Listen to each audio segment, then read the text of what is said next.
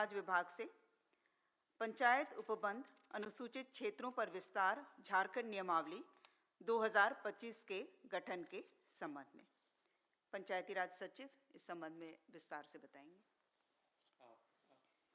सभी को जोहार। मनोज, सभी को जोहार।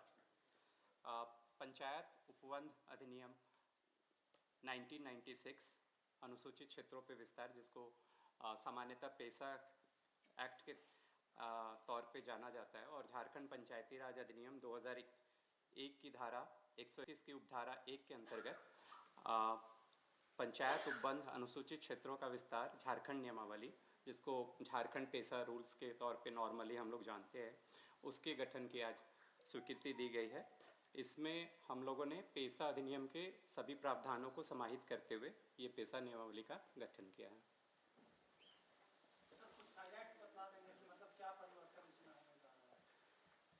इसमें जो पेसा एक्ट अगर आप पढ़ेंगे तो उसमें जो जो प्रावधान है, जिसमें ग्राम सभाओं को कतिपय क्षेत्रों में कुछ चीज़ों को उनको रिस्पॉन्सिबिलिटीज़ एंड पावर दिए गए हैं, वही सारी चीज़ों के आधार पे ये नियमावली का गठन किया। जैसे ये पेसा एक्ट है, 2 पन्नों का एक्ट है, छोटा सा एक्ट है, जिसके हाँ बिल्कुल आप ले सकते हैं जी। बता दीजिए मतलब कि हमारे इलेक्ट्रॉनिक साथियों को सुविधा हो जाएगी। इस इसमें जैसे बहुत सारे जो हमारे एक्ट हैं उसमें पहले से ये प्रोविजंस था, सबको समाहित करते हुए हम लोगों ने इस नियमावली को बनाया है। इसमें जैसे माइनिंग के क्षेत्र में ग्राम सभाओं को माइनिंग के पहले कंसेंट का प्रावधान है, चाहे लैंड एक्विजिशन के संबंध में ग्राम सभाओं के कंसेंट का प्रावधान है। तो ये सारे प्रावधान विभिन्न एक्ट्स में पूर्व से भी थे। इसी प्रकार फॉरेस्ट से रिलेटेड जो माइनर फॉरेस्ट प्रोड्यूस है उसका उपयोग करने से संबंधित प्रावधान है।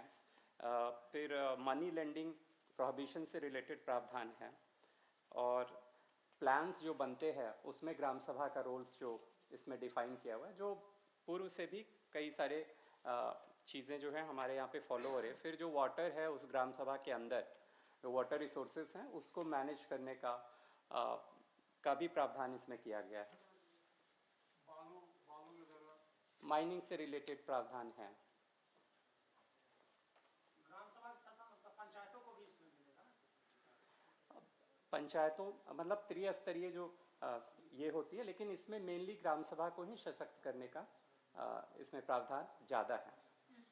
पैसे होंगे वो पैसे पंचायतों को मतलब रेवेन्यू कौन कलेक्ट सर, ये हम लोग जानना चाहते हैं। इसमें सारी जो ये जो पेसा एक्ट है, इसमें ग्राम सभाओं को ही, जो कि ट्रेडिशनल ग्राम सभाएं जो होती हैं, उनको अधिकतर अधिकार दिए गए हैं। सारी अधिकार सारे मोस्टली उनको दिए गए हैं। ट्रेडिशनल में ही जो ऊपर स्तर की संस्थाएं होती हैं उनको कुछ अधिकार हैं। ट्रेडिशनल ग्राम सभा में पंचायत में और जो अभी जो त्रिस्तरीय जो पंचायती राज व्यवस्था है उसमें कुछ अंतर आ रहा है क्या? उसमें नॉर्मली रेवेन्यू विलेजेस एक जैसे ही रहेंगे, बट जहाँ पर कुछ ऐसे समुदाय हैं जो डिफरेंट अपने पारंपरिक प्रथाएं उनकी अलग अलग अगर होंगी, और जहाँ पे वो अलग अलग समुदाय के रूप में एग्जिस्ट करते होंगे, तो वहाँ पर कुछ जगहों पे इस तरह से ग्राम सभाएं ज़्यादा भी हो सकती है रेवेन्यू विलेजेस में। जैसे कोई उदाहरण? ये तो जब इसका प्रोसेस एक इसमें डिफाइन किया हुआ है कि सभी ग्राम सभाएं अपने ट्रेडिशंस को वो एक तरह से दस्तावेजीकरण करेगी और फिर सरकार को नोटिफाई करने के लिए भेजेगी थ्रू उपायुक्त।